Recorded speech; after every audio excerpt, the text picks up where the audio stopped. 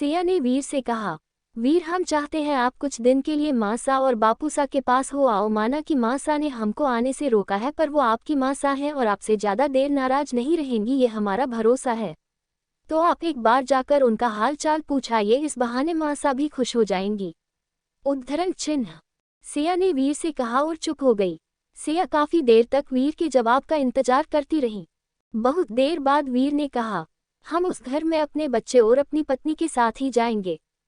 जिस पत्नी के मान सम्मान की रक्षा करने के लिए, जिसको हर कदम पे सभी की अवहेलना से बचाने के लिए उसका हाथ थामा है, उसके सम्मान के लिए हम ऐसा कोई कदम नहीं उठाएंगे जिससे हमको खुद पे शर्म आ जाए। वो बेशक हमारा घर है, हमारी माँ है, बापू है, सब है, लेकिन इन सबसे ऊपर हमारे लिए हमारा खुद का परिवार है और हमारा परिवार है हमारा बेटा है और हमारी पत्नी। जिस भी दिन हम उस घर में जाएंगे उस दिन हमारी पत्नी हमारे साथ होंगी। वीर इतना कह के वहां से जाने लगा। सिया वही बैठे बैठे बोली, वीर आपकी जरूरत है घर पे, आपको शायद वहां के हालात नहीं पता।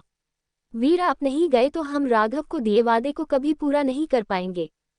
वीर आप जाए घर हमारी खातिर, राघव की खातिर। वीर आप हालत ठीक कीजिए, हम आपको वचन देते हैं अगली बार खुद माशा हमको पूरे सम्मान से उस घर में बुलाएंगी, पर अभी राघव आप एक बेटे होने का फर्ज निभाए। वीर वापस पलटा और कुछ कहने को हुआ कि सिया फिर से बोली, वीर आपको हमारी कसम, आप घर जाए, और अगर आप हमारी कसम देने के बाद भी नहीं जाएंगे तो हमको लगेगा कि आपके लिए हमारा कोई मोल नहीं। आपने हमसे नाता केवल और केवल दिखावे के लिए जोड़ा है, आपको हमारे जीने मारने से कोई फर्क नहीं पड़ता।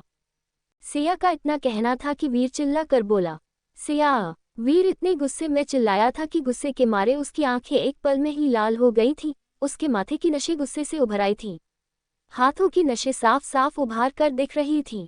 वीर इस टाइम बहुत गुस्से में था। सिया भी वीर को इतना गुस्सा देखकर एक बार को तो डर गई। आज सिया ने पहली बार वीर को इतने गुस्से में देखा। आज पहली बार वीर में सिया को अपना पति नजर आया। वीर को इतना गुस्से में देख सिया के हाथ पैर फूलने लगे थे। सिया की हिम्मत नहीं हो रही थी कि वो वीर को कुछ बोले, पर वीर गुस्से में अपना होश खो बैठा। वो सिया के पास आकर उसके हाथ को कोहनी से पकड़कर अपनी ओर खींचकर बोला, क्या बोलिए आप, हमें आपके जीने मरने से कोई फर्क नहीं पड़ता। हमने दिखावे के लिए आपका हाथ थामा है, हमको आपकी कोई फिक्र नहीं। वीर गुस्से में सिया की आंखों में देखकर बोल रहा था और बोलते बोलते उसकी पकड़ सिया की कलाई पे बढ़ती जा रही थी। सिया को कलाई में दर्द हो रहा था, पर वो कुछ कह नहीं पा रही थी। वीर के गुस्से को देख वो किस बोल ही नहीं पाए। वीर भी आज समझ नहीं पा रहा था कि वो क्या कर रहा है। जिस सिया से उसने ऊंची आवाज में बात नहीं की, आज उससे कैसे बात कर रहा है। दोनों ही इस टाइम एक दूजे की आंखों में देख रहे थे। तभी सिया का फोन बजा। फोन की रिंग से वीर को होश आया कि वो क्या कर रहा है। उसने अपनी नज़र सिया की कलाई पे डाली तो एक झटके से उसे छोड़ दिया। दूसरी ओर फोन जरूरी नंबर से होने की वजह से सिया ने वीर की ओर न देखकर तुरंत फोन अटेंड किया। उधर से आवाज आए, मेन एक बड़ी प्रॉब्लम हो गई है। पास के गांव से खबर आई है, एक महिला अपनी 2 बच्चियों के साथ पानी की टंकी पे चढ़ गई है और वहां से कूदने की धमकी दे रही है, क्योंकि उसका पति दूसरी शादी करने जा रहा है। मैम उसको बहुत समझा लिया, लेकिन अब लगता है शायद आपके आने के बाद ही हालात बदले। तो प्लीज़ मैम आप आ जाए, गाड़ी अभी आती ही होगी आपकी, और आपको प्रैक्टिस करने के लिए हमारी 2 टीम की गाड़ियां भी आपके साथ आएंगी। सिया तुरंत बोली, ठीक है हम आते हैं, आप जब तक वहां और संभालो। उद्धरण चिन्ह। और इतना कह के वो बिना वीर की ओर देखे वहां से जाने लगी और एन जाकर तुरंत अपनी सेफ्टी की चीजों को साथ लिया और बाजार आ गई। वो अभी वीर को कुछ कहने को हुई कि वीर उसके बोलने से पहले बोला, हम आपके साथ चल रहे हैं, हमने सब सुना है वहां क्या हुआ है। रात का टाइम है और हम आपको इस तरह अकेले नहीं जाने देंगे, हम भी आपके साथ चल रहे हैं। सिया बहुत आराम से बोली, वीर आप यही रुद्र के पास रुकिए, हम हमारे गार्ड्स के साथ जाएंगे, कोई दिक्कत नहीं है, और जैसे ही हालत ठीक होंगे हम आ जाएंगे, तो आप हमारे साथ नहीं चल रहे।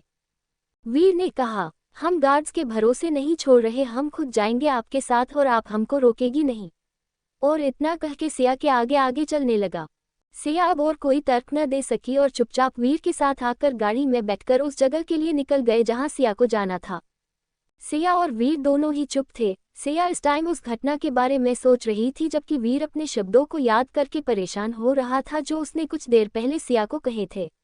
उद्धरण चिन्ह विस्मयादिबोधक चिन्ह। कुछ घंटों की दूरी तय करके सिया वीर उस जगह पहुंच गए जहां वो महिला अपने बच्चों के साथ मरने की धमकी दे रही थी। सिया ने वहां मौजूद भीड़ को देखा और तुरंत हरकत में आ गई। वो फुर्ती से गाड़ी में से उतरी, उसके साथ वीर भी बराबर में चल के उस ओर जा रहा था। सिया के आने से पुलिस वालों ने भीड़ को एक तरफ करके सिया को उस महिला को समझाने के लिए माइक हाथ में दे दिया। उद्धरण चिन्ह। सिया माइक हाथ में लेके बोली, देखो कजरी, मेरी बात ध्यान से सुनो, मैं तुम्हारे जिले की कलेक्टर हूँ और तुम्हारी जो भी परेशानी है उसका मैं समाधान करूंगी। बस तुम एक बार मेरी बात सुनकर एक बार नीचे उतर आओ, मैं वचन देती हूँ तुमको निराश नहीं करूंगी। सिया की बात सुनकर कजरी बोली,